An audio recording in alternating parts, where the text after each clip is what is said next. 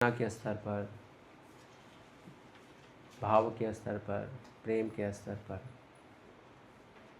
और प्रगति करने में क्या क्या दिक्कतें आती हैं है ना? यस। तो ठीक है, हम स्टार्ट करते हैं 7 श्लोक से।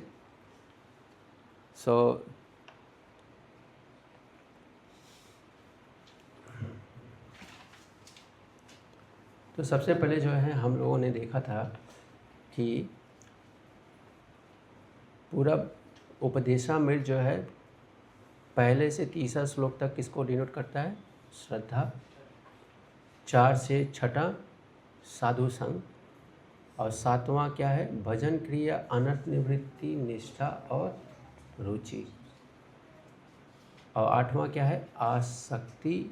9वां 10 11वां भाव और प्रेम।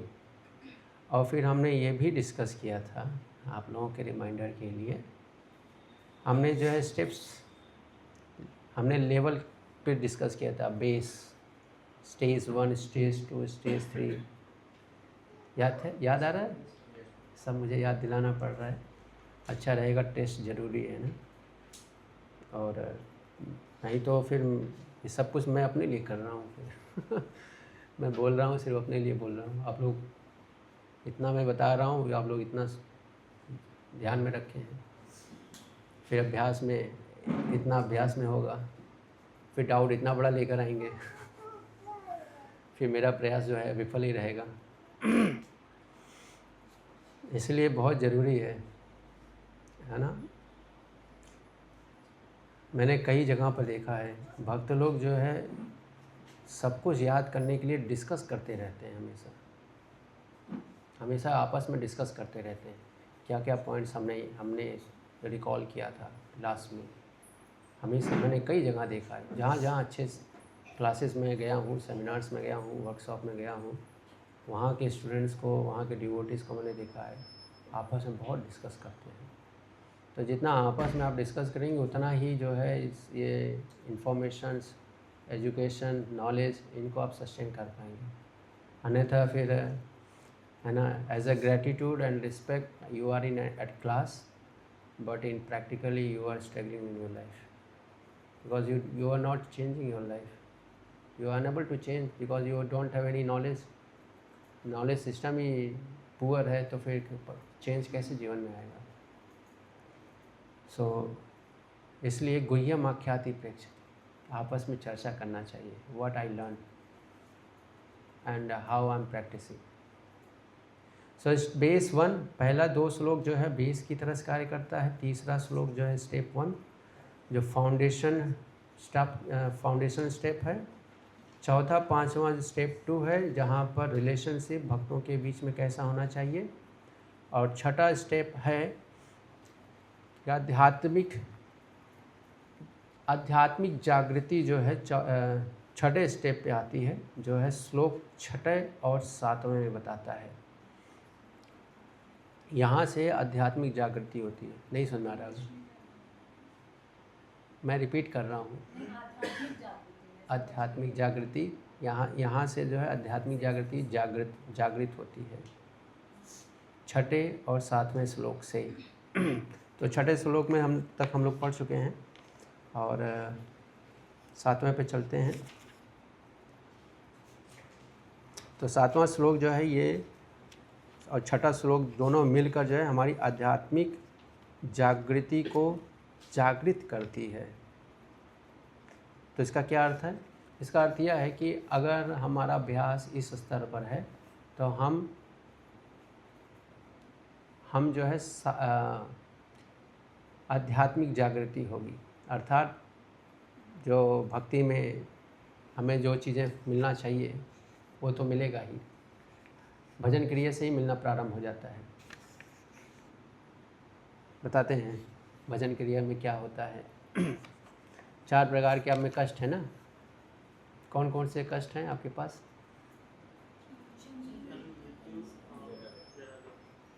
अच्छा ठीक है, 4 प्रकार के अपराध क्या हैं, किन्हीं को याद है?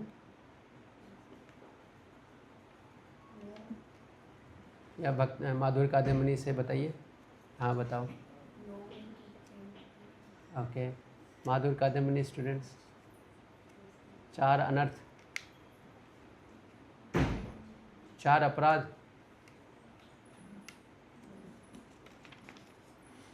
तो ये सभी चीज़ें जो है भक्ति में अलग अलग स्टेजेस पे जो है डेवलप होते हैं और ख़त्म होते हैं। सुकृतनो, सुकृत, दुष्कृत, भक्तियुक्त और अपराध, इन पे हम चर्चा करेंगे अभी। कैसे जो है इन कौन से स्तर पर भक्ति के किस स्टेज पर जो है किससे हम मुक्त होते हैं।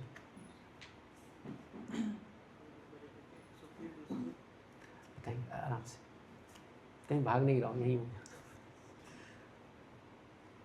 स्यात् कृष्ण नाम चरिता आदि सीताप्त्य विद्या पित्तोपतप्तस् रसनस्य न रोचिका नु किंत्वाद अरादनु दिनं खलु सैव जुष्टा स्वाद्वीय क्रमात् भवति तद्गत मूल हंत्री। स्यात् कृष्ण नाम चरित आदि, तो यहाँ पे बताया गया कृष्ण का पवित्र नाम, चरित्र, लीलाएं तथा कार्यकलाप सभी मिश्री के समान आध्यात्मिक रूप से मधुर हैं। यद्यपि अविद्या रूपी पीलिया रोग से ग्रस्त रोगी की जीभ किसी भी मीठी वस्तु का स्वाद नहीं ले सकती, लेकिन यह आश्चर्य की बात है कि इन मधुर नामों का नित्य सावधानी पूर्वक कीर्तन करने से उसकी जीभ में प्राकृतिक स्वाद जागृत हो उठता है और उसका रोग धीरे धीरे समूल नष्ट हो जाता है। तो यहाँ पर बहुत महत्वपूर्ण चीज़ें समझना है। तो यहाँ पे बताया गया है उसका रोग धीरे धीरे समूल नष्ट हो जाता है। और कौन सा रोग है? अविद्या रोग है। अविद्या पीलिया से बताया गया है। तो पीलिया में क्या लक्षण होते हैं? स्वाद नहीं रहता, स्वाद नहीं रहता। लेकिन रोग का इलाज क्या है? मिश्री। जब जीवा पे मिश्री रहता है स्वाद नहीं मिलता, लेकिन धीरे धीरे जो है उसे स्वाद मिलने लगता है, स्वाद वापस आ जाता है।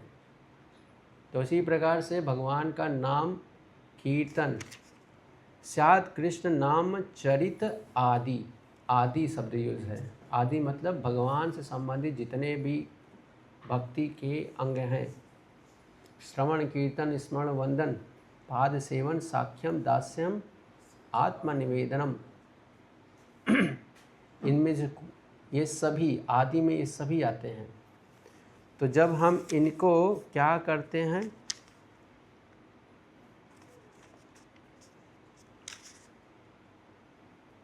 इनको जो है हम नित्य सावधानी पूर्वक इनको जो है कीर्तन करते हैं, भगवान के मधुर नामों का कीर्तन करते हैं सावधानी पूर्वक। शब्द यूज़ क्या किया गया है? सावधानी पूर्वक। इसका अर्थ है बहुत त्रुटियां होंगी। तो सावधानी पूर्वक जब हम करते हैं तो हमारा जो है भगवान के नाम रूप गुण लीलाओं के प्रति आसक्ति उत्पन्न हो जाती है। तो ये 7वें श्लोक क्या दर्शाता है?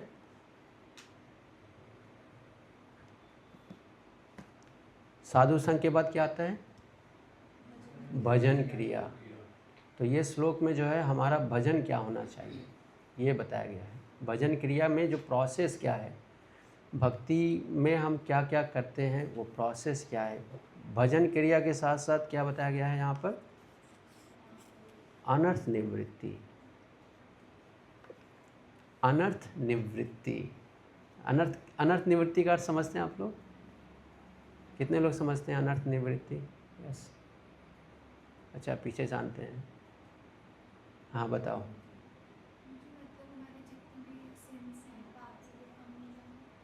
ठीक, अनर्थ निवृत्ति, ठीक है। कितने प्रकार के अनर्थ होते हैं? हाँ, कौन कौन से? अच्छा, हम लोग माधुर्य कादम्बिनी में क्या पढ़े थे? 4 चीज़ें हैं। वो 4 चीज़ें क्या हैं? दुष्कृतनो अनर्थ, सुकृतनो अनर्थ, भक्त्युन्नुत अनर्थ एंड अपराध अनर्थ। जो पाप कर्म किए हैं हमने, उससे अनर्थ उत्पन्न होते हैं। कुछ सकाम कर्म किए हैं, उससे अनर्थ उत्पन्न होते हैं। गलत विधि से हम भक्ति करते हैं, उससे अनर्थ उत्पन्न होते हैं। और अपराध, इनसे अनर्थ होते हैं। ऐसे ही हो ना? मैं थोड़ा शब्दों में कंफ्यूज हो रहा हूँ। यस यस, ये 4 प्रकार के अनर्थ हैं। तो जब भक्ति के हम भजन क्रिया के स्तर पे होते हैं,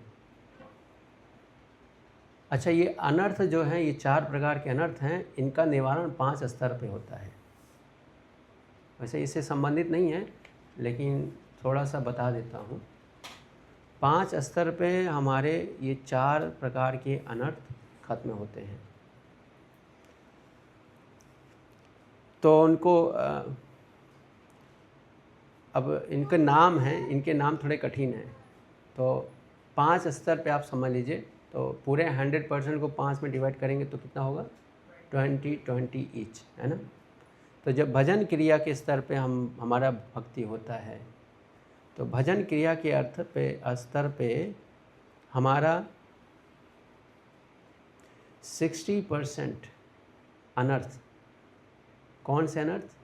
जो सकाम और विकर्म कर्म किए हैं, उससे जो अनर्थ उत्पन्न हुआ है, 60% भजन क्रिया के स्तर पे ख़त्म हो जाता है।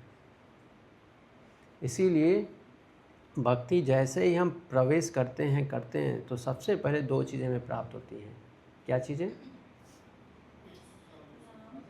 हाँ, नहीं, मैं आप लोगों के बीच में मैं शब्द भूल गया। भक्ति के 6 लक्षण हैं। शुरू के 2 लक्षण प्राप्त होते हैं। क्या हैं वो 2 लक्षण? बताइए। क्लेशाग्नि एंड सुबधा। ये जो तुरंत प्राप्त क्यों होता है? क्योंकि जैसे ही हम भजन क्रिया के स्तर पे आते हैं, वैसे ही 60% जो है क्लेशाग्नि खत्म हो जाता है। क्लेश कहाँ से आए? सुकृतों और दुष्कृतों से जो है, जो अनर्थ उत्पन्न हुए, 60% खत्म। इसीलिए व्यक्ति बहुत आनंद महसूस करता है। और इसीलिए भक्ति में प्रारंभिक स्टेज पे जो है व्यक्ति उत्साहमयी रहता है। लेकिन वो उत्साहमयी अभी भक्ति भजन क्रिया किस स्तर पर है? अस्थिर। हमने बताया था ना, भजन क्रिया भी 2 स्तर पे है, स्थिर एंड अस्थिर। तो भजन क्रिया के स्तर पर हमारे दुष्कृतनों और सुकृतनों की 60% जो निवारण हो जाता है। गलत प्रकार से भक्ति करने पर जो हम करते हैं, वो 20% नष्ट होता है, मतलब 20% निवारण होता है। और अपराध जो हम कर चुके हैं अपने जीवन में, उससे मात्र 20% निवारण होता है भजन क्रिया के स्तर पर। भजन क्रिया समझ में आ रहा है ना? भजन क्रिया क्या है? भजन क्रिया यही हम चर्चा कर रहे हैं, श्लोक नंबर 7।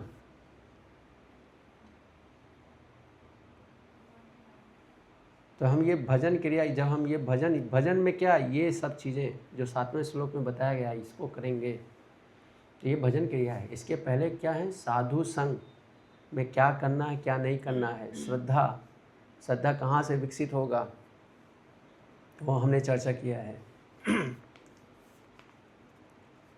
तो जब हम भजन क्रिया करते हैं, तो भजन क्रिया के स्तर पे हमारे अपराध 20% मुक्त होते हैं। अपराध से 20% मुक्त होंगे। कुछ डिवोटीज ऑनलाइन है जिनको ऑफलाइन होना चाहिए था, इनको यहाँ क्लास में होना चाहिए था, तो कुछ सिस्टम होना चाहिए। धीरे धीरे सभी ऑनलाइन हो जाएंगे, मैं ही ऑफलाइन रहूँगा, है ना।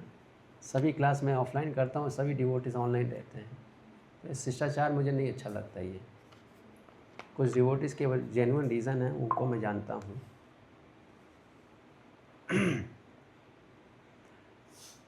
इसलिए उत्साह भी नहीं रहता क्लास सिखाने के लिए। उत्साह सामने से आता है तो हमें हमारी भी इच्छा होती है कुछ बताने सिखाने की। फिर ठीक है, भजन क्रिया के स्तर पर जो है हमें ये सब चीज़ें हमारे साथ होती हैं। ठीक है, आगे बढ़ते हैं।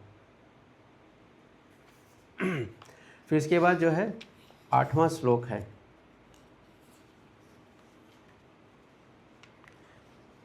सातवां श्लोक जो है देखिए बहुत महत्वपूर्ण है। तो 7वें श्लोक में हम क्या क्या कर रहे हैं, भजन क्रिया, और यही भजन क्रिया हमारे अनर्थ निवृत्ति के स्टेज पे भी हम चाह रहे हैं, और अनर्थ निवृत्ति के बाद निष्ठा।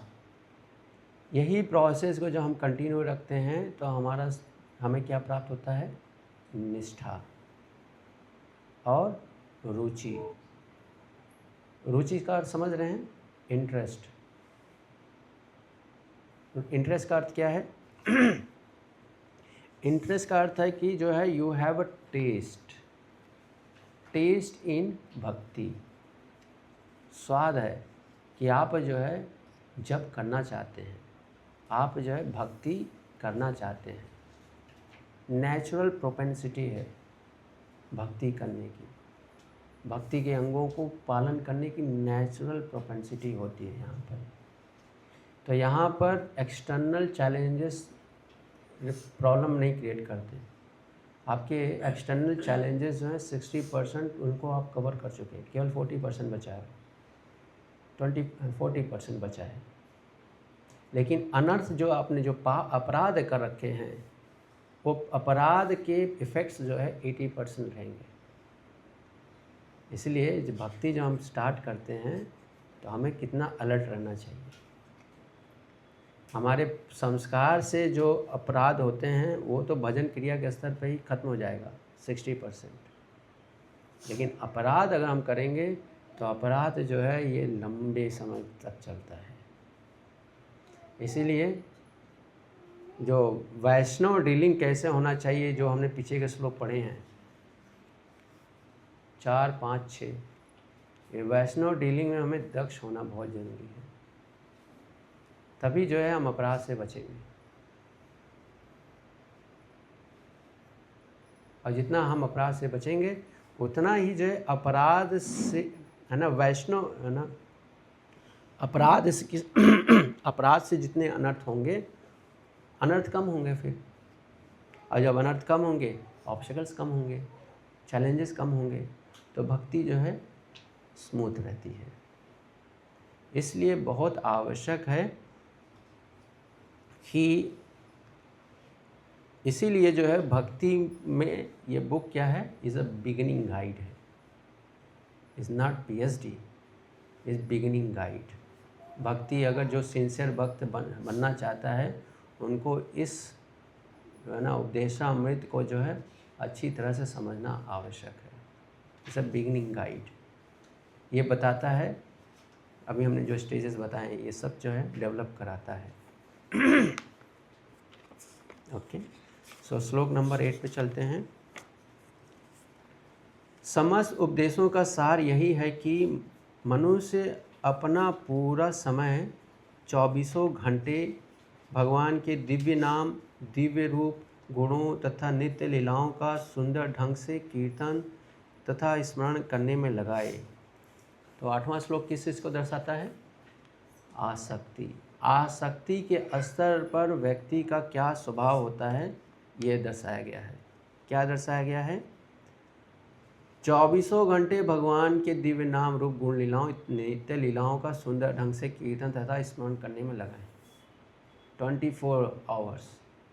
आसक्ति के स्तर पर भक्त के ये स्वभाव होते हैं, हमेशा 24 आवर्स जो है इन्हीं चीज़ों में रहता है। आसक्ति, जैसे भौतिक आसक्ति रहती है, तो भौतिक आसक्ति में क्या व्यक्ति करता है, हमेशा उसी के बारे में चिंतन करता है, वही कर्म करता है, उसी के लिए प्लान करता है। उसी प्रकार से जो भक्त आसक्ति के स्तर पे होता है, उसके जीवन में यही रहता है 24 आवर्स भगवान के नाम रूप गुण लीलाओं का श्रवण और स्मरण चिंतन करता रहता है। और ये आसक्ति कब आएगा, जब हम पिछले के श्लोक जो है अभ्यस्त हो जाएंगे, तब हम आसक्ति के स्तर पे आएंगे। और आसक्ति, अच्छा हाँ, आसक्ति के स्तर पर जो है हमारे जितने अनर्थ हैं सकाम और दुष्कृतों से, वो पूर्ण रूप से ख़त्म हो जाते हैं, कोई प्रभाव नहीं रह जाता। हमारे जीवन के जितने भी हमने पाप कर रखे हैं, जितने भी है ना पुण्य और विकर्म के रिएक्शंस हैं, हमेशा के लिए ख़त्म हो जाते हैं। Zero effect. सोचो ऐसा स्टेज जहाँ पर आपको अपने कई जन्मों के पाप का कोई प्रभाव नहीं, ज़ीरो इफेक्ट, वो आपसे बिल्कुल डिस्टेंस ले लिए हैं। ये कब आएगा, आसक्ति। और आसक्ति का स्तर पे भक्ति उत्तर अनर्थ तो होता ही नहीं, एग्जिस्ट ही नहीं करता, वो तो रुचि के स्तर पर ही ख़त्म हो जाता है। जैसे ही रुचि आपको उत्पन्न हुआ है, भक्ति उन्नत मतलब जो भक्ति में अविधि पूर्वक भक्ति करते हैं, ये होता ही नहीं। भक्ति अब जो है विधि पूर्वक होगा, कोई अनर्थ नहीं। सोचिए एक ऐसे रोड पे हैं आप जहाँ भक्ति सही तरह से कर रहे हैं, तो हम भक्ति में बहुत गलतियाँ हम कहाँ तक करते हैं, भजन क्रिया अनर्थ निवृत्ति के स्तर तक जो है हम भक्ति गलत विधि से करते हैं। गलत विधि भक्ति क्या है, हर जगह एटीट्यूड जो है गलत है। भक्ति का अर्थ क्या है यहाँ पर, एटीट्यूड। जो भक्त का स्वभाव है उसके बारे में हम चर्चा कर रहे हैं। एटीट्यूड ही गलत रहता है हर चीज़ के प्रति, नाम के प्रति, धाम के प्रति, विग्रह के प्रति, है ना, भक्त के प्रति और साधना के प्रति, हर चीज़ के प्रति जो है एटीट्यूड डिस्टर्ब रहता है। तो इससे बहुत सारे अनर्थ उत्पन्न होते हैं। और अनर्थ का डायरेक्ट इफ़ेक्ट होता है हमारे बॉडी पर। जितने भी अनर्थ हैं, जो 4 अनर्थ हमने बताए, इनका डायरेक्ट इफ़ेक्ट आपके बॉडी पे होता है, चाहे वो सटल बॉडी हो या फिर ग्रॉस बॉडी हो, डायरेक्ट इफ़ेक्ट होता है।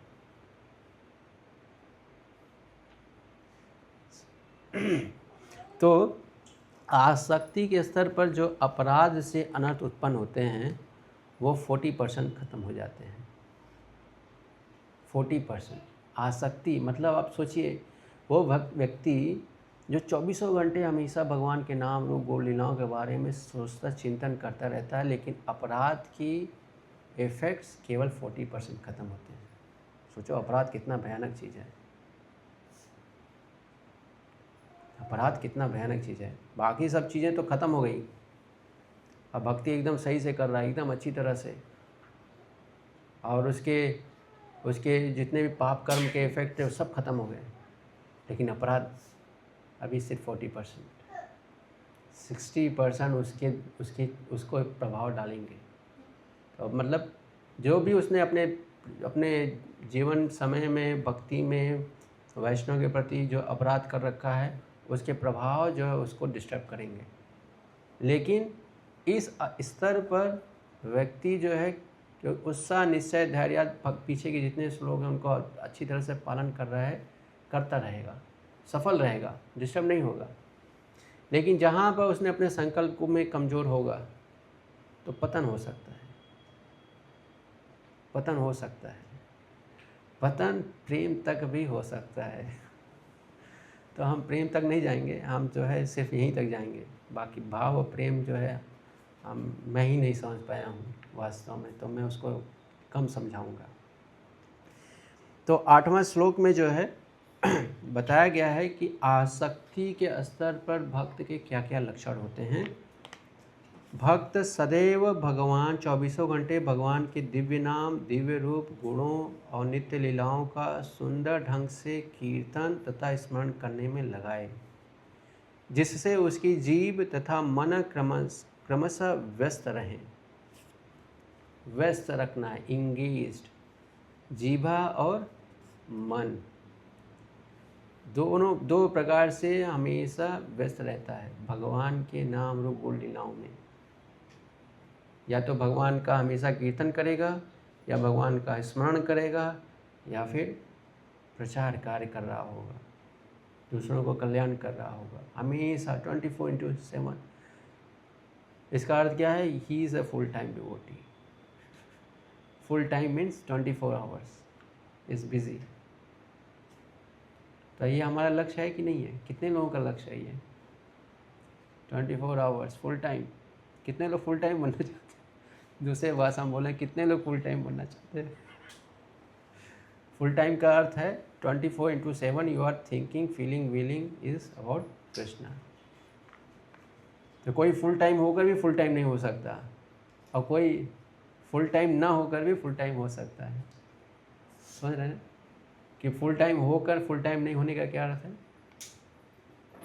कि हम आश्रम में रह रहे हैं, लेकिन आश्रम में रहकर फुल टाइम नहीं है, मतलब 24 घंटे भगवान से संबंधित नहीं है। तो ये क्या है? ये विफलता है। लेकिन कोई जो है बाहर रह रहा है, घर में रह रहा है, अपने परिवार की अपने रिस्पॉन्सिबिलिटी को देख रहा है, और 24/7 फुल टाइम, तो वो क्या है? Full time. उसको बोलते हैं सफलता, मनुष्य जीवन की सफलता। तो इसलिए जो है ये ना, इसको समझें तो बहुत ही गंभीर शब्द है। इस तरह उसे व्रज में निवास करना चाहिए। किस प्रकार से व्रज में निवास करना चाहिए? अब ऐसे इसका अर्थ यह ना निकाल लेना चाहिए कि अब तो मैं आसक्ति के स्तर पे आ गया हूँ, अब बुढ़िया बिस्तर बांधता हूँ, चलता हूँ व्रज में, तो इमीडिएटली फॉल डाउन हो जाएगा। क्योंकि अपराध के इफ़ेक्ट अभी हैं 60%। अपराध व्रज में इसलिए बताया गया है। जब व्रज का अर्थ क्या है? व्रज का में अर्थ क्या है? मन। मन व्रज में होना चाहिए। तो व्रज के मन क्या है? कृष्ण ही जो है केंद्र है। हमारे सारे कार्यकलाप जीवा और मन में, विचारों में कृष्ण ही हैं। अच्छा, हमने कृष्ण के बारे में 6 चीज़ें बताई थी। कृष्ण का मतलब 6 चीज़ें। क्या हैं वो 6 चीज़ें? पिछले क्लास में मैंने बताया था। हाँ, यस,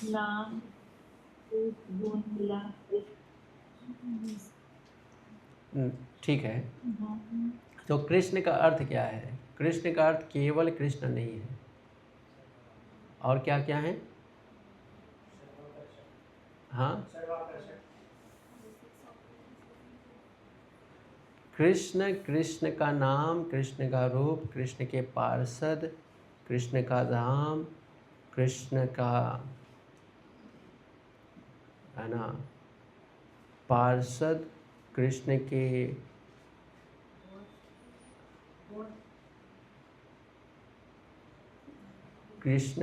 भक्त, ये सभी जो है, जब हम बोलते हैं कृष्ण, तो इन कृष्ण बोलने के पीछे अर्थ क्या होता है? ये सभी होते हैं, केवल कृष्ण नहीं होते। क्योंकि केवल कृष्ण जो है एक मायावाद सिद्धांत है। एक बार जो है प्रभुपाद की एक शिष्य ने जो है कृष्ण की फ़ोटो बनाई थी, केवल कृष्ण थे और कोई नहीं था। तो प्रभुपाद बोले कि this is called Mayavad. Krishna is never alone. So Krishna is never alone. Somewhere someone will be there with Krishna. चाहे गोप हों, गोपियाँ हों, गाय हों, राधा हों, सखियाँ हों, someone will be there with Krishna. सो इस तरह उसे व्रज में निवास करना चाहिए और भक्तों के मार्गदर्शन में कृष्ण की सेवा करनी चाहिए। मनुष्य को भगवान के उन प्रिय भक्तों के पर चिन्हों का अनुगमन करना चाहिए जो उनकी भक्ति में प्रगाढ़ता से अनुरक्त हैं। तो आसक्ति के स्तर पर भी जो है हम क्या करते हैं, वी आर डिपेंडेंट ऑन परंपरा। ऐसा नहीं कि हम we are very advance now, I don't need any shelter. ये शेल्टर ना लेने का भाव जैसे ही आएगा, again we are Mayavadi. So यहाँ पे हमने जो है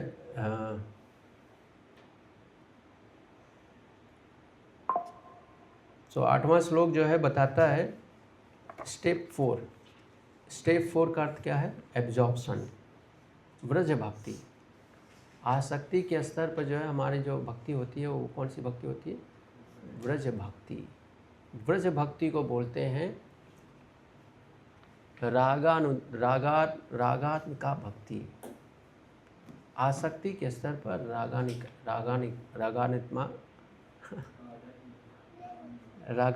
रागानुगात्मिका भक्ति, इस स्तर पे जो है हमारी भक्ति होती है। तो हमारा मन जो है एब्सॉर्ब रहता है राग में, रस मिलता है। रस क्या मिलता है? रस, इस स्तर पर। तो ये 4th स्टेप है, 4th स्टेप।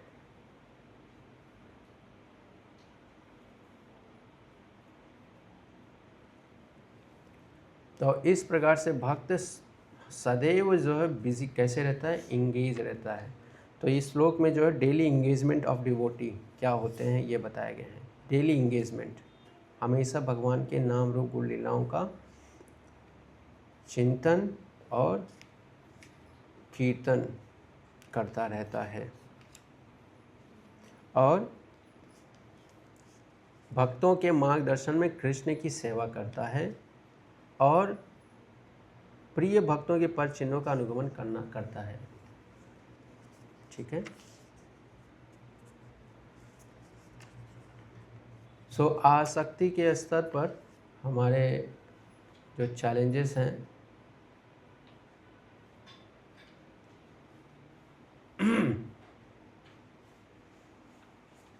अपराध जो है 40% खत्म हो जाते हैं, भक्तियुक्त अनर्थ जो है एब्सोल्यूट ख़त्म हो जाते हैं और सुकृतों और दुष्कृतों अनर्थ जो है 100% ख़त्म हो जाते हैं इस स्तर पर।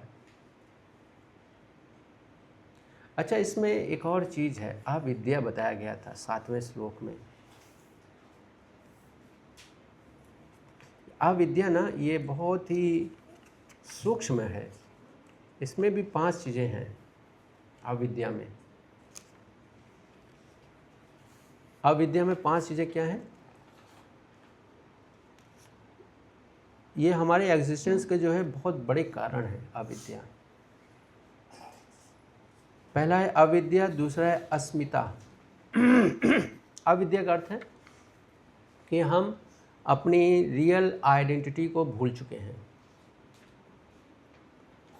Ignorance about our real nature, हमारा रियल स्वभाव जो है क्या है इसको हम भूल चुके हैं, इसको बोलते हैं अविद्या।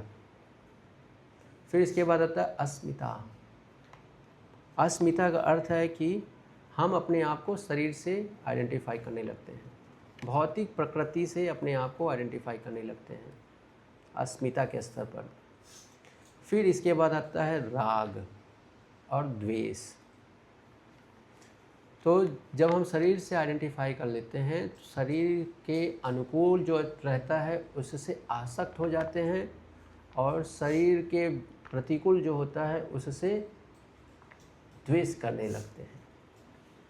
जैसे बोलते हैं ना, friends and enemies, well wishers and well wisher का अपोजिट क्या है?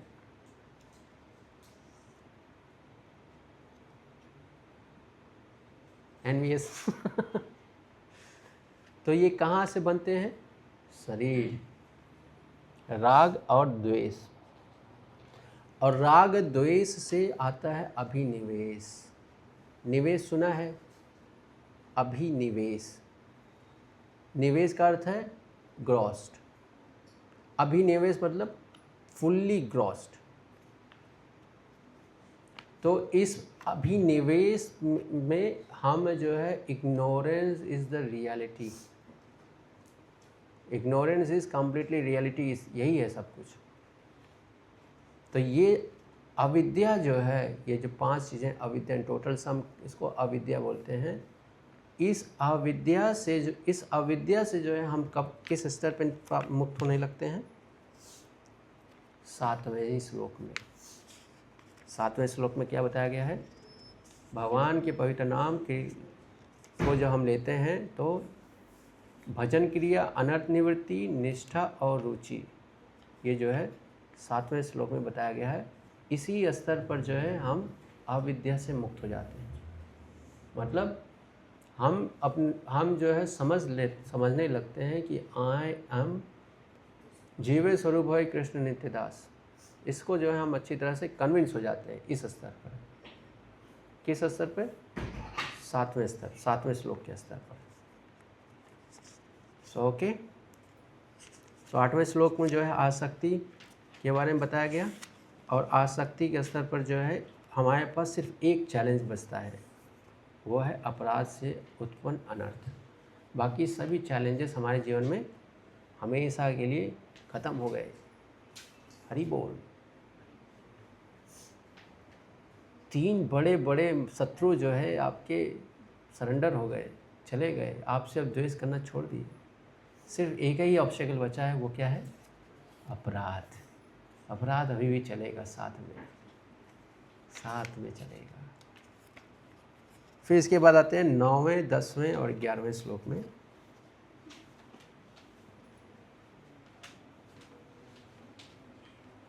सो 9, 10 और 11 ये 3 श्लोक जो है भाव और प्रेम के स्तर के श्लोक हैं।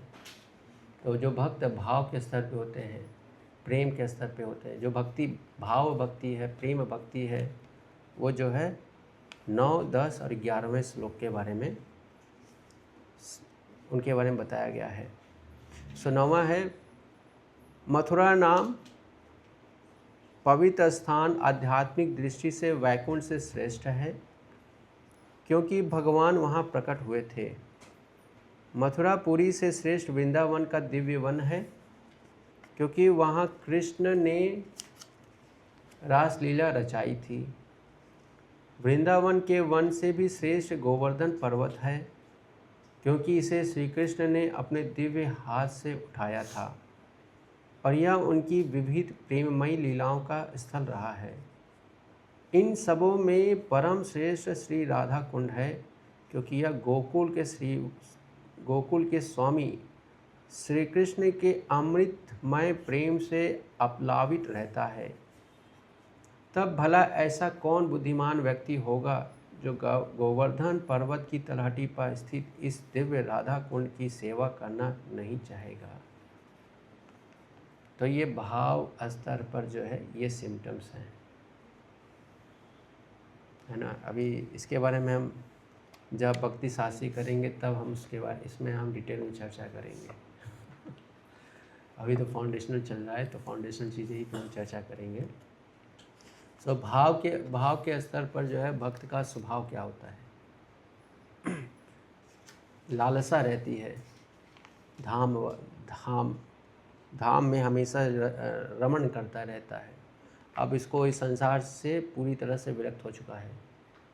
या जो हम लोग करते हैं, टाइम टू टाइम जो है धाम में जाते हैं, वो आवश्यक है हमारे लिए, लेकिन ध्यान से मार्गदर्शन में।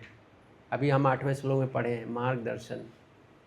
जब मार्गदर्शन में हम भक्ति हमें करना होता है, तो मार्गदर्शन के बाहर जाएंगे तो ये जो स्टेजेस हैं, ये स्टेजेस जो है फिर टूट जाएंगे। जैसे हमने बताया था ना, बेस क्या है हमारे भक्ति का? बेस कौन से श्लोक है? First and second. यस, तो फर्स्ट सेकंड अगर आप ध्यान से देखो, अगर कितना इम्पोर्टेंट है। अगर आप जो है कोई भी एक कार्य को तोड़ रहे हो तो आपके फाउंडेशन जो हैं उसको वो ब्रेक होंगे, फिर आपकी पूरी भक्ति डिस्टर्ब होने लगेगी। जैसे उदाहरण के लिए एक पिलर टूट गया आपका घर, तो घर चलेगा? रिकंस्ट्रक्ट करना पड़ेगा, है ना। पिलर को बनाना पड़ता है, और सोचो कितना मेहनत करना पड़ता है। मन में ऐसे कितने विचार होते हैं जिससे मुक्त होने के लिए कितना मेहनत करना पड़ता है। यस, नो, या आप लोगों ने प्रयास किया है कि नहीं, ये अनुभव किया है ऐसा? कोई एक विचार है जो आपको बहुत कष्ट दे रहा है, और उस विचार से मुक्त होने के लिए कितना मेहनत करते हैं। तो इसलिए जो है बहुत ज़रूरी है कि राइट कॉन्शसनेस कैसे डेवलप करें। भक्ति में राइट कॉन्शसनेस डेवलप करने के लिए इस बुक को अभ्यास करना बहुत ज़रूरी है। It's not theory book, it's practical application book. इस बुक के अनुसार हमारा स्वभाव होना चाहिए, बहुत ज़रूरी है। सो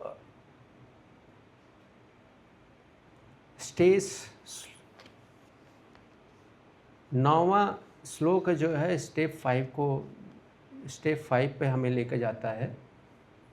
स्टेप 5 पर जो है, जो जितने भी धाम हैं उनके प्रति हमारे हृदय में जो है एक विशाल भाव होता है। बहुत ही विशाल हृदय हमारा रहता है धाम के प्रति।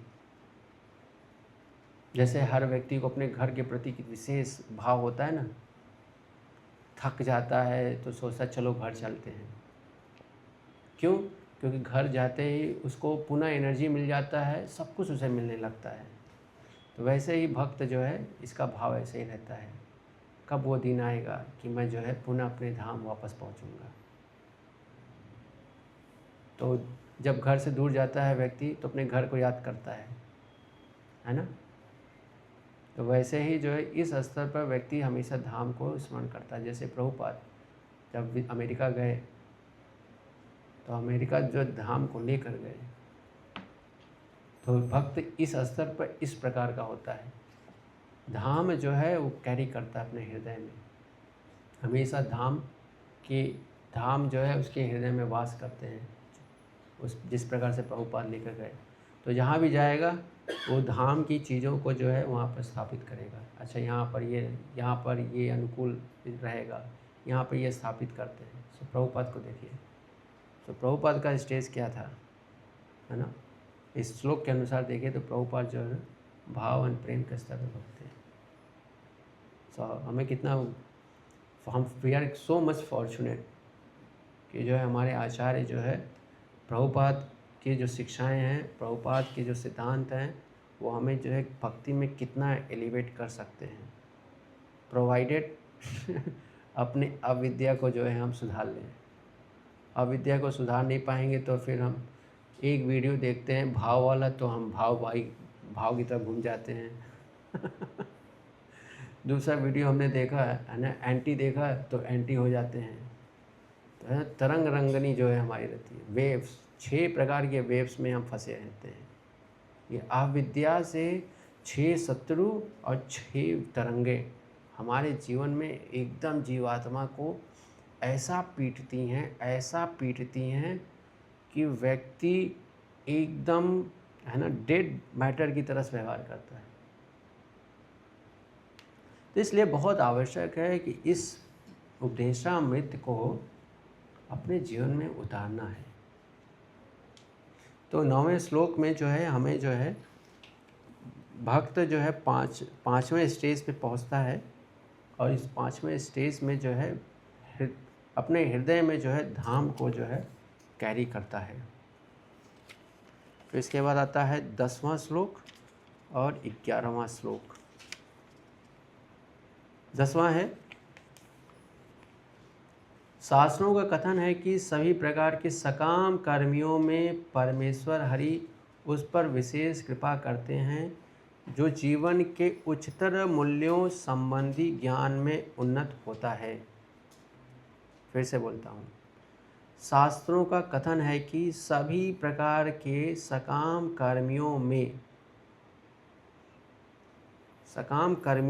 परमेश्वर हरि उस पर विशेष कृपा करते हैं जो जीवन के उच्चतर मूल्यों संबंधी ज्ञान में उन्नत होता है। तो जीवन के उच्चतर मूल्यों संबंधी ज्ञान, इसका अर्थ क्या है? कौन बताएंगे?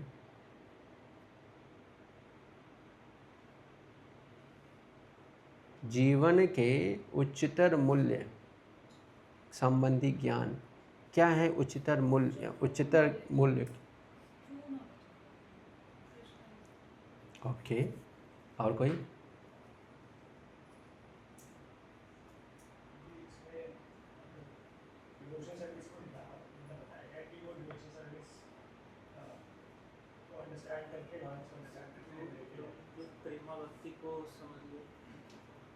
यस, सभी लोग सही हैं, कोई गलत नहीं है। ऐसे ज्ञान में उन्नत अनेक लोग में से जो अपने ज्ञान के बल पर व्यवहारिक रूप से मुक्त हो जाता है, प्रैक्टिकल एप्लीकेशन, वह भक्ति ग्रहण कर सकता है। भक्ति कौन ग्रहण कर सकता है? जो ज्ञान के आधार पर अभ्यास कर रहा है, अप्लाइड नॉलेज। अप्लाइड फिजिक्स सुना है ना? क्या होता है अप्लाइड फिजिक्स? हाँ बताओ engineers. Yes, applied in physics. Yes, apply करते हैं। सो दिस इज़ कॉल्ड, ये है अप्लाइड। भक्ति वही कर सकता है जो नॉलेज को, है ना, अप्लाइड नॉलेज, अप्लाइड नॉलेज को जो इम्प्लीमेंट, जो जिसके पास अप्लाइड नॉलेज है वही जो है भक्ति कर सकता है, नॉट जस्ट थ्योरी। समझ गए? वह भक्ति ग्रहण कर सकता है।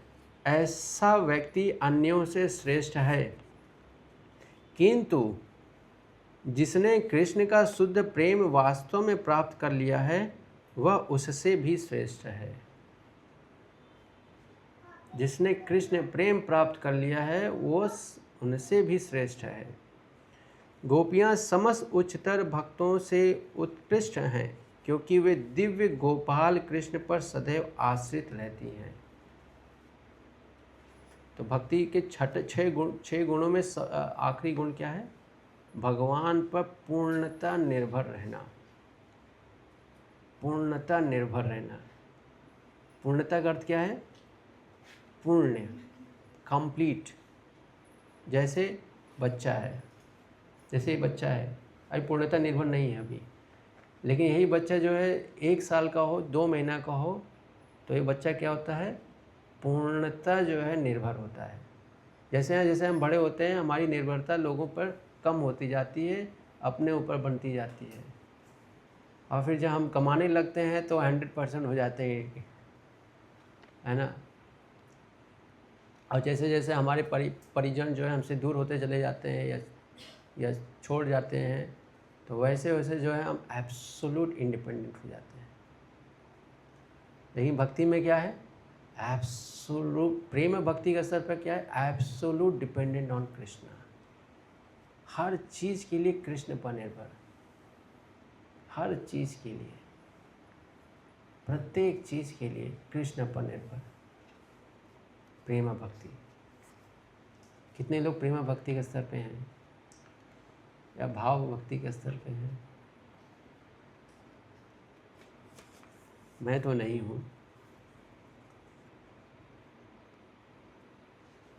लेकिन लक्ष्य तो ज़रूर बना के रखना चाहिए, क्योंकि प्रभुपाद ने ऐसा ही सिखाया है।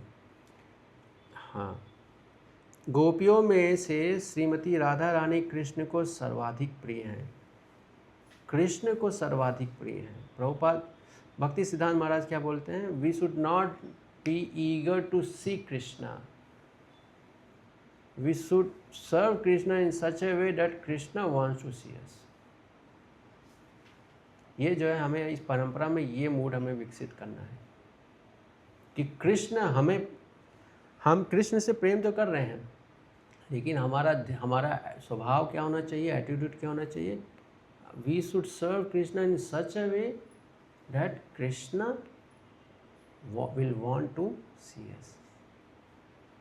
तो ये हमें प्रेम के स्तर पर जो है ऐसा भाव, ऐसा व्यवहार होता है।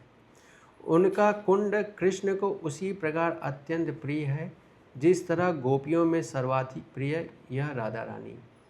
तो ऐसा कौन होगा जो राधा कुंड में नहीं रहना चाहेगा और उल्लास समय भक्ति भाव से पूरित आध्यात्मिक शरीर द्वारा श्री राधा गोविंद के दिव्य युगल जो नित्य ही अपनी अष्टकाली लीला संपन्न करते हैं उनकी प्रेममयी सेवा करना नहीं चाहेगा? कौन ऐसा होगा? तो भगवान की लीलाओं को 8 प्रकरण में विभाजित किया गया है। 24 घंटे को 8 भागों में विभाजित किया गया। तो एक प्रकरण कितने समय का हुआ? 3 घंटे का। तो इसीलिए भगवान की अष्टकालीय लीला कहलाती है। 8 काल में भगवान लीला करते हैं, सोते नहीं भगवान। भगवान सोते नहीं, 8 अष्टकालों में जो है लीलाएं करते हैं। इस पे जो है आचार्यों ने बहुत विस्तार से लिखा है लेकिन हमारी पात्रता नहीं है कि आज मैंने बता दिया अष्टकाली लीला होती है तो आप गए और पुस्तक लेके पढ़ने लगे। जैसे ही आप पढ़ोगे फॉल डाउन हो जाएगा। क्यों? स्तर की चेतना नहीं है, चेतना नहीं है। बहुत सेंसिटिव होना चाहिए ज्ञान के प्रति कई बार होता है, मैं एक इंसिडेंट बताता हूँ। एक बार हम लोग कैंप लेकर गए थे, तो हम लोग वृंदावन परिक्रमा कर रहे थे। तो वृंदावन परिक्रमा में एक स्थान आता है जहाँ पर लिखा है प्योर भक्ति। उस पर वेबसाइट लिखा हुआ है ना, purevakti.com। और मैंने बता दिया, इसका मतलब ये नहीं कि आप जो है सर्च करना शुरू कर दें। ऑनलाइन वाले सर्च भी कर रहे होंगे।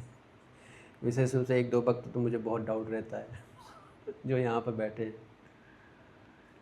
तो वो भक्त जो है बेस में रहते थे, तो बेस आए, फिर मंडे को एज़ यूजुअल थोड़ा रिलैक्स होके कैंप पकड़ के आए।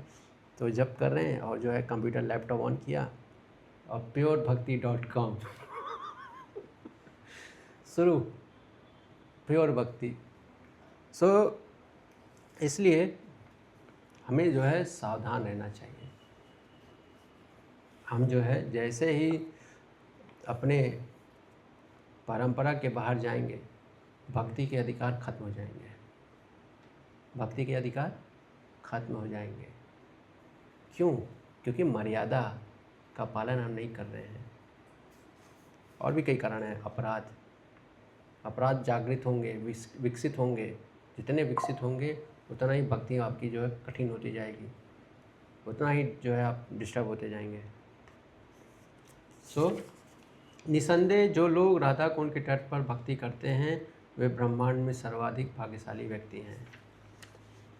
तो ये राधा कुंड पे वास करने के लिए क्या योग्यता चाहिए? प्रेम भक्ति। तो कितने लोग जो है राधा कुंड जाना चाहते हैं? अरे आप लोगों को डर नहीं लगता क्या? हमें तो बहुत डर लगता है। राधा कुंड हम जाते हैं तो हमें डर लगता है। हमारा प्रयास रहता है कि कब यहाँ से जल्दी से निकल जाओ, प्रणाम करके जल्दी से निकल जाओ, है ना। तो इसीलिए जो है राधा कुंड पे हमें ज़्यादा समय नहीं रुकना चाहिए। आपने नोटिस भी किया होगा मैं ज़्यादा दूर समय नहीं रुकता हूँ। बस आचमन लेते हैं, प्रणाम करते हैं और बाहर निकलते हैं, क्योंकि अधिकार नहीं है। अधिकार जिस चीज़ में नहीं रहता है वहाँ पर अगर ज़्यादा समय रहते हैं या कर्म करते हैं तो समस्या बढ़ जाता है। इसलिए सावधान होना चाहिए, है ना। कई लोग तो जाके सोचते हैं कि चलो राधा कुंड में स्नान करते हैं, है ना। श्लोक में भी लिखा है, बता देंगे, श्लोक में लिखा है कि राधा कुंड का जो स्नान करता है उसको दिव्य प्रेम प्राप्त होता है। तो जो कीचड़ में है वो सीधा राधा कुंड में जाएगा तो उसको दिव्य प्रेम नहीं प्राप्त होगा। पहले कीचड़ से निकल जाना होगा ना, तब जाकर जो है राधा कुंड में स्नान करे, तब दिव्य प्रेम प्राप्त हो। हाँ, तो 10वां श्लोक जो है ये हमारे 10वें श्लोक में हमें दिखाता है कि भगवान के जो अंतरंग पार्षद हैं उनका मूड क्या है। हमारे जैसे इसमें 10वें श्लोक में बताया गया है ना भक्त, राधा रानी के बारे में बताया गया है, गोप कौन भक्ति में को पात्रता है, ये सब बताया गया है। तो रोल मॉडल जो है हमारे जो प्रेम स्तर पे जो भक्त होते हैं वो किस प्रकार के रोल मॉडल होते हैं, अभी आप लोग नहीं समझ पाओगे, इसको मैं अभी समझाना भी नहीं चाहता हूँ, आप लोग इस पर डिस्टर्ब हो जाओगे।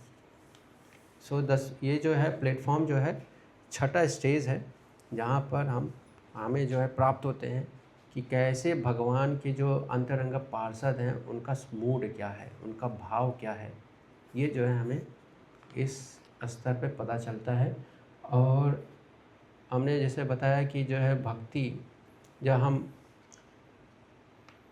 प्रेम स्तर पे आते हैं तो अपराध से हम पूर्णतः नष्ट मुक्त हो जाते हैं। किस स्तर पे? प्रेम से। लेकिन पतन होने का अभी भी चांस है, पतन यहाँ पर भी हो सकता है, क्योंकि अपराध 100% मुक्त हो गया है। उदाहरण के लिए दो व्यक्ति हैं, दो व्यक्तियों के बीच में जो है द्वेष था, अब वो जो है द्वेष ख़त्म हो गया है, जैसे इंडिया पाकिस्तान है ना, सीज़ फायर हो गया लेकिन है तो आसपास में ही। अगर महामाया ने चाहा तो फिर से सीज़ फायर जो है ब्रेक हो जाएगा। 100% का मतलब यही हुआ। हाँ, अच्छा ब्रेक हो गया। आई डोंट नो, मुझे नहीं मालूम, आप लोग अपडेटेड हो गए। तो इसको बोलते हैं कम 100%, पूर्ण बोलते हैं इसको। क्या बोलते हैं? पूर्ण। लेकिन अपराध है, अभी सामने है, लेकिन प्रभाव नहीं डाल रहा है, सामने है प्रेम स्तर पर। तो अपराध से 100 कम्प्लीटली मुक्त कब होते हैं?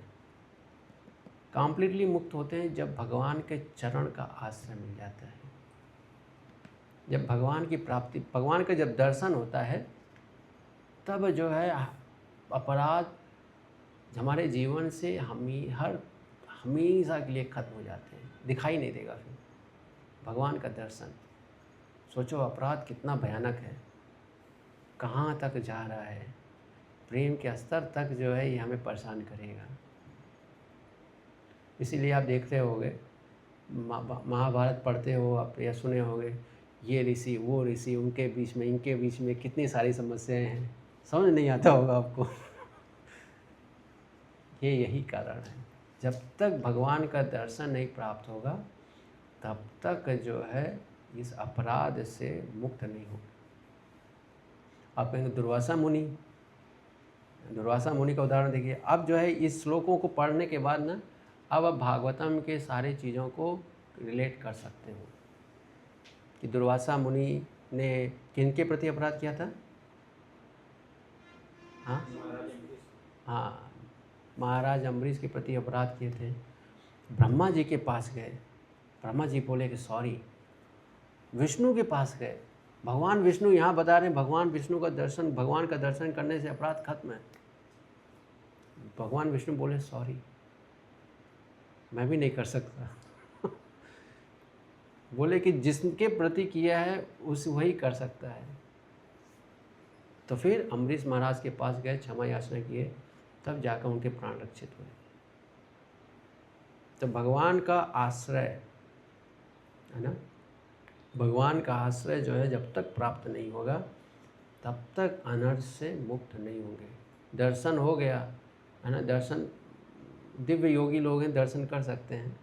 वैसे जीव गोस्वामी बताते हैं 3 युगों में भगवान का दर्शन सरल है।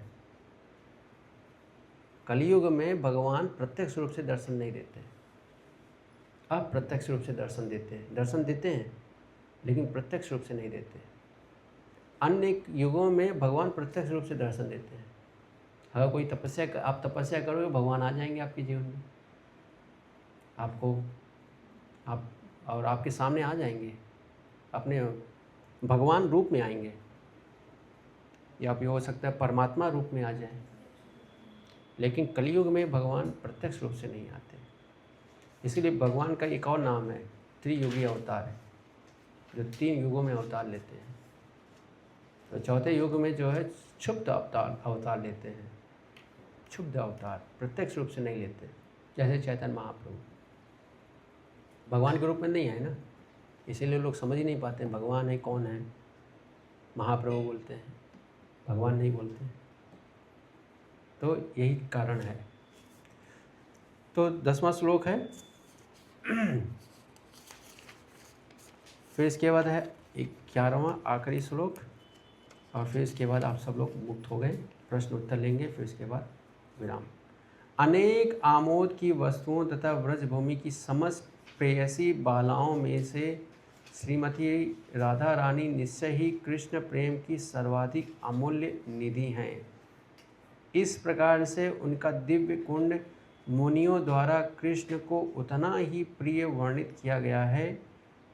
निसंदेह राधा कुंड महान भक्तों के लिए भी अत्यंत दुर्लभ है। क्या बताया गया है? राधा कुंड जो है महान भक्तों के लिए भी अत्यंत दुर्लभ है। आप कहेंगे कि हम तो बाइक और कार पकड़ते हैं, पहुंच जाते हैं और हम तो कर लेते हैं। यहाँ पे बता रहे हैं कि अत्यंत दुर्लभ है। आप में से कई लोगों को तो आचमन करने में बड़ी दिक्कत होती होगी, है ना? आचमन कितने लोग किए हैं, है ना? आचमन करते समय लोगों को कितना वो पानी का टेस्ट, है ना? और यहाँ बोला गया है कि राधा कुंड तो बहुत दिव्य है। इसीलिए तो बताया गया है कि महान भक्तों के लिए भी अत्यंत दुर्लभ है। जैसे प्रधानमंत्री है, आप सभी देखे हो प्रधानमंत्री को, लेकिन उससे मिलना दुर्लभ है कि नहीं है? तो वैसे ही जो है राधा कुंड है, दिख तो रहा है लेकिन एक्सेस नहीं है। तो फिर वो जो ले रहे हैं वो क्या है? उसको मानना चाहिए राधा कुंड है, लेकिन जो दिव्य उसका स्वरूप है उसकी एक्सेस हमारे पास अभी नहीं है। वो कौन सा एक्सेस है? Is a material manifest form है, वो हमें उस पे एक्सेस है, लेकिन स्पिरिचुअल मैनिफेस्टेशन पर जो है हमारा एक्सेस नहीं है। अतएव सामान्य भक्तों के लिए इसे प्राप्त कर पाना तो और भी कठिन है। यदि कोई इसके पवित्र जल में केवल एक बार स्नान कर ले तो उसमें कृष्ण के लिए शुद्ध प्रेम पूर्णतः प्रकट हो जाता है। और प्रभुपाद परपट में लिखते हैं हमें ये नहीं करना है कि यहाँ पर रूप गोस्वामी बोल रहे हैं कि स्नान करना चाहिए, तो ध्यान से समझ लीजिए प्रभुपाद ने जो है एक्सेस को बंद कर दिया है। हमें स्नान नहीं करना चाहिए। अब ये क्यों? अगर आप करेंगे तो आप क्या है अपराध कर बैठेंगे, और भक्ति से जो है आपका अधिकार, भक्ति जो है आप आचार्यों का अपराध करना बहुत भयानक चीज़ है, इसलिए सावधान रहना चाहिए। तो इस स्तर पर जो है हम प्रेम, है ना, तो हमें जो है ये प्रेम के लक्षण हैं। भगवान का प्रेम प्राप्त करने के लिए जो है कैसे करना चाहिए, जैसे 11वें श्लोक तक हमें पहुंचना होगा अपने आचरण से। तो साधारण मुनियों के लिए तो बहुत ये असंभव है, और राधा रानी का ही इसका अर्थ यही है कि जो है हम भगवान कृष्ण को कभी भी डायरेक्ट अप्रोच नहीं कर सकते। हमें जो है चाहिए आश्रय, और मूल आश्रय कौन है? श्रीमती राधा रानी। यही है हमारे रूप गोस्वामी की शिक्षाएं, और यही जो है हम सभी भक्तों का यही मूड होना चाहिए। इसी प्रकार से जब हम अपना मूड बनाएंगे तो भक्ति में विधि पूर्वक हम प्रगति करेंगे। अन्यथा बहुत सारे एक्सीडेंट होंगे, कभी सुकृति से एक्सीडेंट करेंगे, कभी दुष्कृति से एक्सीडेंट करेंगे, कभी गलत भक्ति करने से एक्सीडेंट करेंगे, और कभी अपराध करने से एक्सीडेंट करेंगे, और बहुत ही एडवेंचरस होंगे तो चारों से एक्सीडेंट करेंगे, है ना।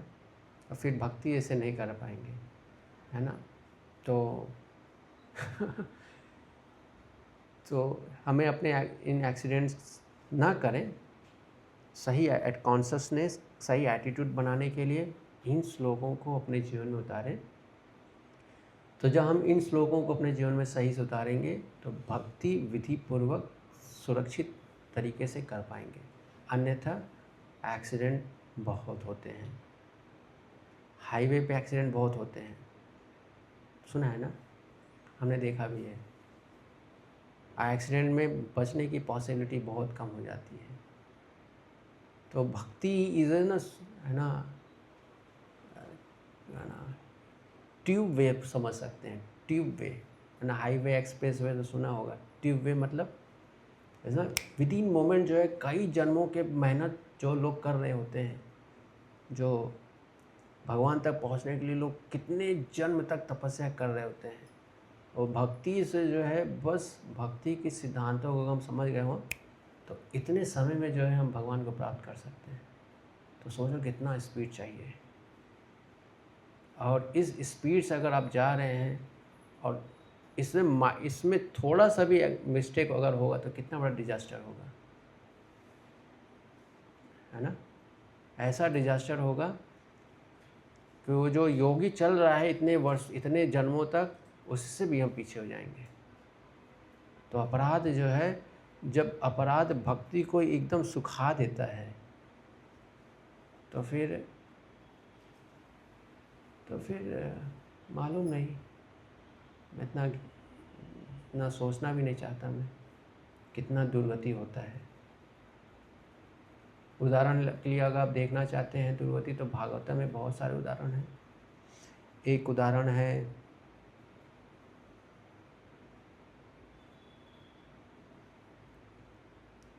कौन से मुनि थे वो जो नाम भूल जा रहा हूँ,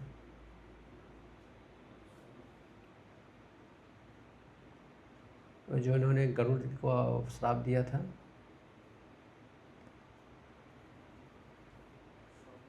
हाँ, सौबरी मुनि, यस, सौबरी मुनि देख लीजिए, अपराध कर दिए, छोटी छोटी मछलियों का जो है लीडर बन के जो है गरुड़ जी को अपराध कर दिए, और फिर काम वासना में बंध गए।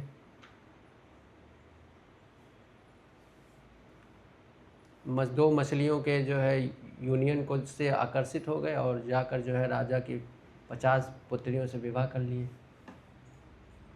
तो सावधान होने की बहुत आवश्यकता है। इच्छा प्रकट होती है, और जब वो इच्छा जो है धीरे धीरे अपना रूप लेती है, तो जितना इच्छा रूप बढ़ाएगी अपनी, उतनी आपकी भक्ति कठिन होती जाएगी। ऐसे बहुत सारी अपने इमेज बने हैं। तो जब हम अपराध करते हैं तो वो जो है फिर धीरे धीरे जागृत होते हैं, और जितना ही वो अपना रूप विस्तार इन्फ्लुएंस बढ़ाते हैं, उतना ही आपका मन डिस्टर्ब होता है, और जितना मन आपका डिस्टर्ब होगा भक्ति उतना ही जो है संकुचित होने लगती है, और भक्ति संकुचित होकर हमेशा के लिए लुप्त भी हो सकती है। इसीलिए सनातन गोस्वामी जब ध्यान लीला में प्रवेश थे तो उन्होंने मुस्कुरा दिए, और सामने से जो है एक ऋषि जा रहे थे, और वो जो है त्रिभंगी रूप में चल रहे थे। तो उस मुनि को लगा कि मुझे देखकर मुस्कुरा रहे हैं, अपराध मान लिया, बुरा मान गए। और जैसे ही बुरा माना, सनातन गोस्वामी का जो ध्यान, सनातन नहीं, रूप गोस्वामी का ध्यान टूट गया।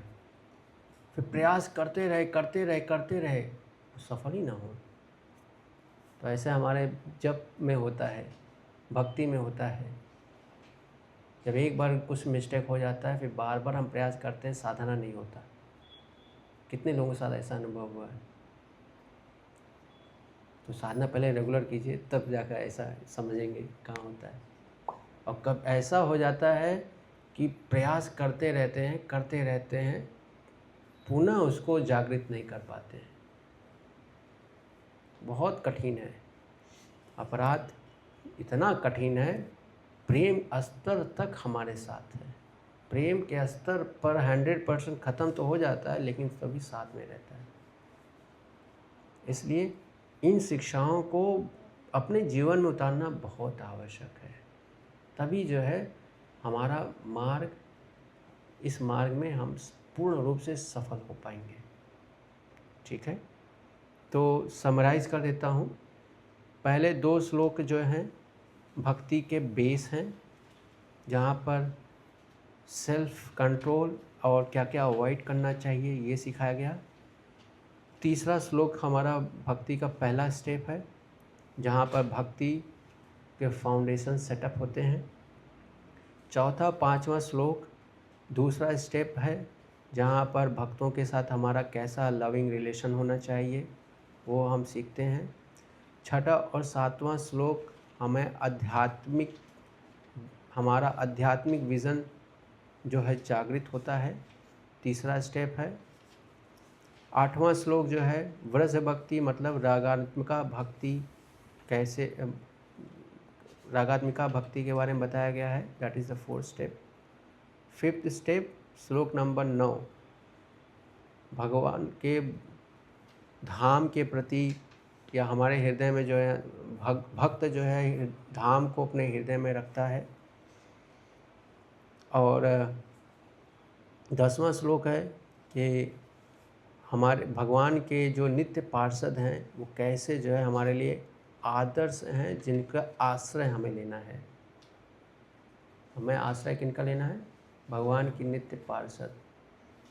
कृष्ण का डायरेक्ट आश्रय नहीं ले सकते। तो 10वां श्लोक में मिलता है। और 11वां श्लोक है जो है प्रेम भक्ति का जो है एब्सोल्यूट प्लेटफॉर्म पर क्या है उसके बारे में बताया गया है। तो दैट वाज द लेवल 1 2 है ना। कितने लेवल हो गए? 7 स्टेप्स। 7 स्टेप्स में है एटीट्यूड।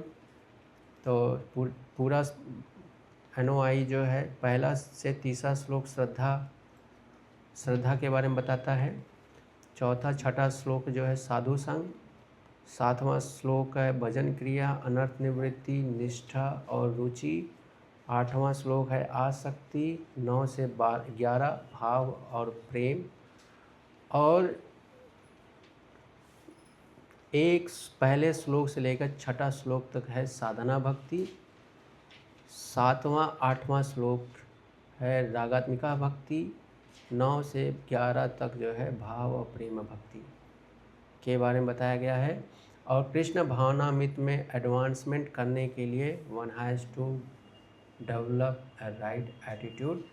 और भक्त का एटीट्यूड क्या होना चाहिए, उसी सही एटीट्यूड डेवलप करने के लिए रूप गोस्वामी ने यही ग्रंथ की रचना की है। तो पूरे इस ग्रंथ के लक्ष्य ही यही है कि भक्त का एटीट्यूड कैसा होना चाहिए। ठीक है, सो आज आप लोगों का NOI कंप्लीट हो गया। अगले वीकेंड पे आप लोगों का टेस्ट है, परीक्षा है। किन्हीं का कोई प्रश्न नहीं समझ में आया है तो रिकॉर्डिंग अवेलेबल है, पुनः सुन लीजिए। लेकिन टेस्ट कंपलसरी है, टेस्ट यहीं होगा, नो ऑनलाइन। ऑनलाइन जो भक्त दूर हैं उनके लिए है, लेकिन सब बाकी लोगों के लिए यहीं पर होगा। ठीक है, टेस्ट इंग्लिश में रहेगा। कितने लोग कंफर्टेबल हैं इंग्लिश में? सभी कंफर्टेबल है ना। बेस्ट स्टूडेंट्स के लिए टेस्ट नहीं है ना, क्योंकि आप लोग एज ए गेस्ट लिसनर हो यहाँ पर। आप लोगों को समझ में भी नहीं आएगा क्या चल रहा है यहाँ पर। किन्हीं का कोई प्रश्न है? Yes bro. हाँ, अष्टकाली लीला अभी नहीं बता सकते। पहले आप लोग अच्छा एग्जाम्पल सेट करिए, साधना दिखाइए, संतुष्ट कीजिए। आपकी साधना से मैं संतुष्ट हो जाऊंगा, आपके डिवोशन से संतुष्ट हो जाऊंगा, तब अष्टकाली लीला के बारे में मुझे भी पढ़ना होगा। तो मैं नहीं भी बता सकता। मैं स्वयं नहीं पढ़ा हूँ आज तक, तो मैं कैसे बता दूँ। पात्रता के अनुसार जो है वो प्रश्न का उत्तर देना चाहिए, ठीक रहेगा। ओके।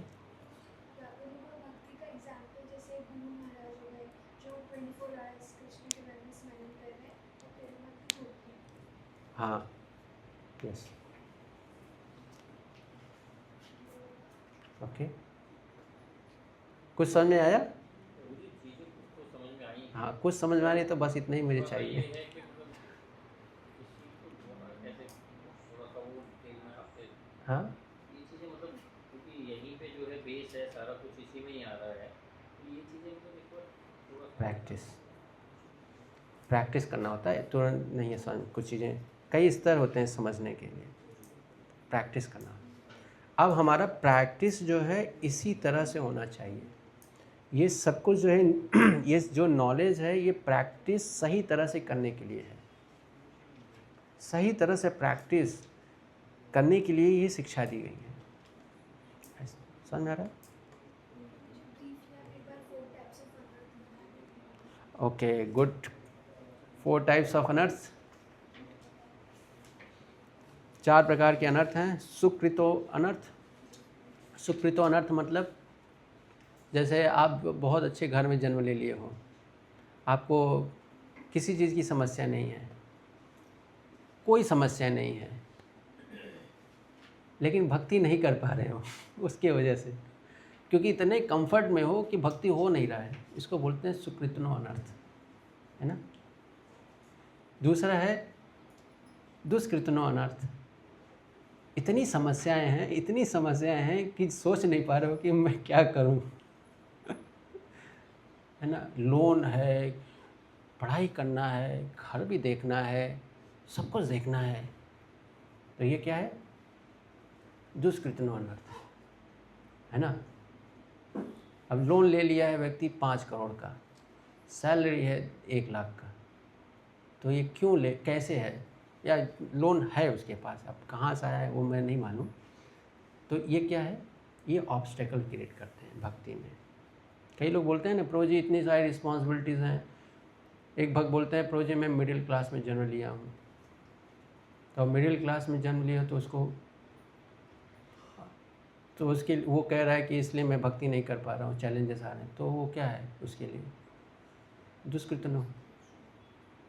अब कोई भक्त बोल रहा है, प्रभु जी मैं अपर क्लास में जन्म ले लिया हूँ, इसलिए इतना लग्जरीज है कि तपस्या हो ही नहीं पाता है तो वो क्या है?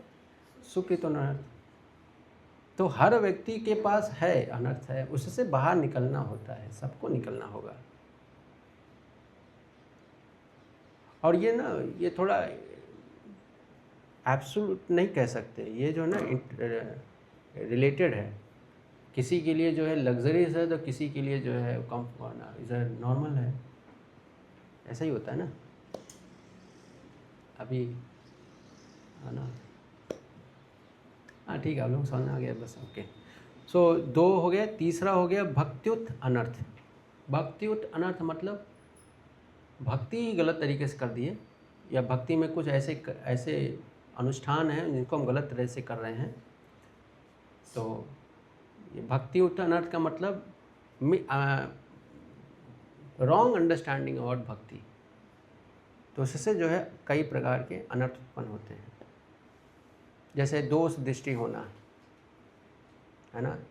मटेरियल कॉन्सेप्शंस होना, जैसे बताया गया है कि साधु को जो है शरीर से नहीं देखना चाहिए, और हम शरीर से देखते हैं कि ये स्वामी जो है अफ्रीकन है, ये स्वामी है ना कैनेडियन है, ये इंडियन है, ये साउथ इंडियन है ना, ये बिहार वाले हैं, है ना, ये जो है पंजाबी हैं।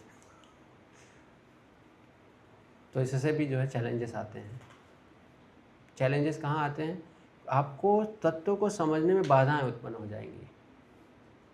जो भक्ति तत्व हैं उनको समझने में बाधाएं आ जाएंगी, मतलब एक्सेस नहीं मिलेगा। एक्सटर्नल एक्सेस है, लेकिन इंटरनल गुह्यम ज्ञान पर जो है एक्सेस नहीं मिलेगा। तो इसलिए अपने मन को जो है सही स्थिति में डालना जरूरी होता है। चौथा है अपराधुत अनर्थ। अपराधुत अनर्थ का अर्थ है कोई अपराध हमने कर दिया है, और विशेष रूप से अपराध कई प्रकार के होते हैं। सेवा अपराध, धाम अपराध, वैष्णव अपराध, नाम अपराध। सबसे भयानक है वैष्णव अपराध।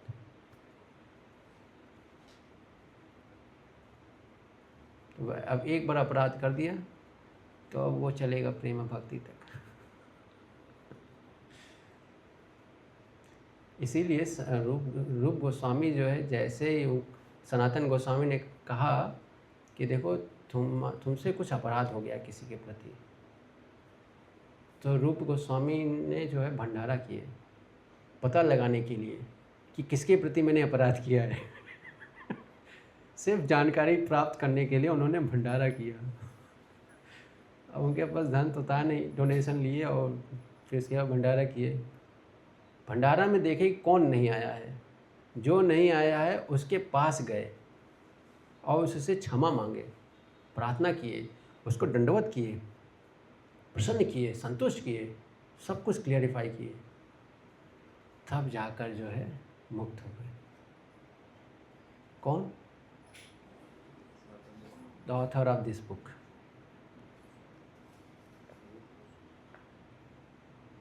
तो समझिए, तो जब दो वैष्णव के बीच में कुछ विचार हो जाए तो कैसा भाव होना चाहिए? क्षमा याचना नहीं करेंगे, ठीक है। Anartha is with you, enjoy life with anarthas. अच्छा, इसमें एक और प्रश्न है कि इसका अर्थ ये हो गया कि जो है हम फॉल्ट फाइंडिंग नहीं कर सकते। तो फॉल्ट फाइंडिंग अधिकार है। जैसे पिता का अधिकार है बच्चों में दोष देखना। कहीं बच्चा माला जप करता है, नहीं वो ऐसा भाव रख दें, नहीं वैष्णव है, अपराध हो जाएगा। तो ये अपराध नहीं है, अधिकार है। दोष देखना अधिकार है। क्यों? दोष जो है पिता देख रहा है, दोष इसलिए देख रहा है क्योंकि सुधारने के लिए। वैसे ही गुरु देखते हैं, गुरु और गुरु के प्रतिनिधि, तो इनका अधिकार है दोष देखना सुधारने के लिए, इनको अपराध नहीं लगे। लेकिन अगर हम जो है उनके प्रति अगर मन बिगाड़ लिए तो हम अपराध कर बैठेंगे। बच्चा पिता के प्रति अपराध कर सकता है, करेगा, वो अपराध माना जाएगा। शिष्य गुरु के प्रति अगर कुछ विचार बना रहा है तो अपराध माना जाएगा। तो ये है ना, नीचे से ऊपर है, ऊपर से नीचे नहीं है। ऊपर से नीचे तब है जब वो जो है दुरुपयोग कर रहा है, तब वो भयानक अपराध में फंस जाएगा। अगर सुधारने के लिए तो अपराध नहीं है, लेकिन वो सुधरना नहीं चाहता तो इसका अर्थ है मन में अपराध बैठ गया है। अब उसे वो अपराध जो उसकी भक्ति धीरे धीरे खोखला करेगी, दीमक की तरह से। मन ऐसा चलेगा, ऐसा बनता जाएगा, बनता जाता है। बहुत उदाहरण देखा हूँ मैंने, बहुत उदाहरण है, हर जगह हमने देखा है। जहाँ जहाँ मैं यात्रा किया हूँ, जहाँ जहाँ देखा हूँ, सभी जगह यही स्वभाव है। ये यूनिवर्सल प्रिंसिपल है। बचने का एक ही तरीका है, अहंकार को छोड़ दीजिए, विनम्रता से दासत्व स्वीकार कर लीजिए। बस अपनी भक्ति को बचाना है। नहीं बचाना तो ठीक है, भौतिक जगत तो है ही है, यश कीर्ति सामर्थ्य सब प्राप्त कर ही रहे हैं, प्राप्त कीजिए। लेकिन भक्ति में आगे बढ़ना है, अहंकार का त्याग और वैष्णव अपराध से मुक्त होना होगा। समझ आ गया?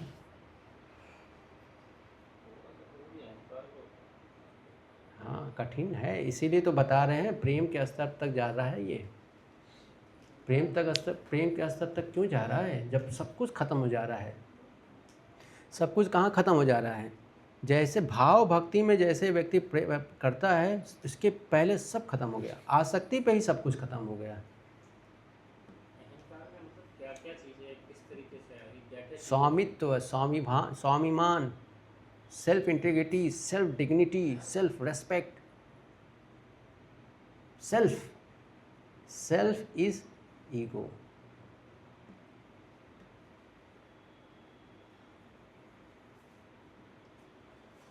एक वक्त बता रहे थे,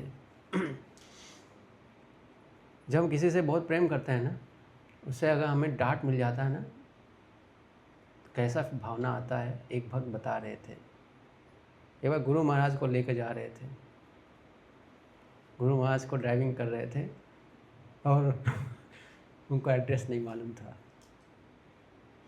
तो गुरु महाराज जैसे ही बैठे पूछे चलो, तो वो एड्रेस नहीं मालूम था। महाराज, गुरु महाराज एड्रेस नहीं मालूम है। तो गुरु महाराज कुछ बोले वहाँ पे, और गुरु महाराज कार छोड़ के बाहर निकल के वॉक करने के लिए चले गए पार्क में। ये वक्त ऐसा फील किया, बाद में मुझे बता रहे थे कि प्रो मैं ऐसा फील कर रहा, मन कर रहा आत्महत्या कर लूँ। वास्तव में मैं एक्सप्लेन नहीं कर पा रहा हूँ, सिनेरियो ही ऐसा था कि जो है जिस प्रकार से उनको मालूम होना चाहिए था ना एड्रेस, तो उनको फील हुआ कि मैं आत्महत्या कर लूँ, ऐसा फीलिंग आ गया था। तो अच्छा हुआ कि अपराध जैसी भावना नहीं थी। तो बहुत इमोशंस को ना दिशा देना आना चाहिए। इसलिए जो है भक्त जब तक भजन क्रिया के स्तर पर नहीं पहुंच रहा है, तब तक जो है वो हर 4 प्रकार के अनर्थों को जो है एकदम 100% बोझ बना के बैठ चल रहा है। और भजन क्रिया प्रारंभ कहाँ होता है? साधु संग। साधु संग, साधु से मिलता क्या है? साधु क्या देगा आपको? धनम, जन्म? भजन क्रिया देता है। साधु के पास एक ही चीज़ है, कैसे भजन करते हैं वही उसके पास है, और वही वो दे सकता है, वही दे रहा है। आप यहाँ किस लिए आए हो? सीखने के लिए ना, how to do devotional practice. और क्या बताया जा रहा है? How to do devotional practice, यही प्राप्त हो रहा है। तो भजन क्रिया का अर्थ ये नहीं है माला उठा लिए और हम अपने हिसाब से जीवन जिएंगे।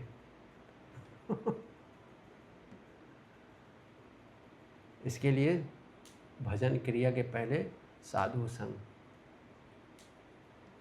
2 स्तर पे साधु संग होता है। पहला साधु संग होता है जो श्रद्धा देता है, वो कहीं से भी मिल जाता है। यूट्यूब देखा, ऑनलाइन देखा है, बहुत सारे लेक्चर सुन लिए, उससे श्रद्धा उत्पन्न हो गई, तो वो पहला स्तर का साधु संग है। लेकिन वो एब्सोल्यूट नहीं है, वो आपको श्रद्धा देने के लिए वो साधु संग है। दूसरा है साधु संग, जब जो श्रद्धा प्राप्त हुआ है उस श्रद्धा के आधार पे अब आप साधु के पास जा रहे हो। तो ये इस स्तर पे जब साधु के पास जाते हो तो ये साधु जो है आपको भजन क्रिया देगा। और जब भजन क्रिया आप दोगे तब आपकी दुष्कृतनों और सुकृतनों, अनर्थों से और जो भक्ति के विधियों से मुक्त होना, जो गलत विधियां हैं, पाप हैं, अपराध हैं, इनसे तब आप मुक्त होगे, अन्यथा नहीं। कि आप सोचोगे अब हम जो है ऑनलाइन ही जो है सुनेंगे और हम अपने अनर्थों को मुक्त कर लेंगे, तो कर लीजिए।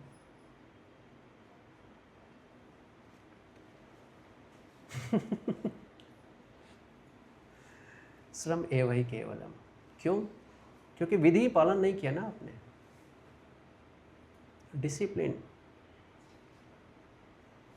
है ना। क्या बोलते हैं? अच्छा please, time is over, I am not going to explain anything, no more further question. जगत गुरु श्रील प्रभुपाद की जय। रूप रघुनाथ गोस्वामी, सठ गोस्वामी भक्तवृंद की जय। हरे कृष्णा। नीचे जो है क्लास चल रहा है।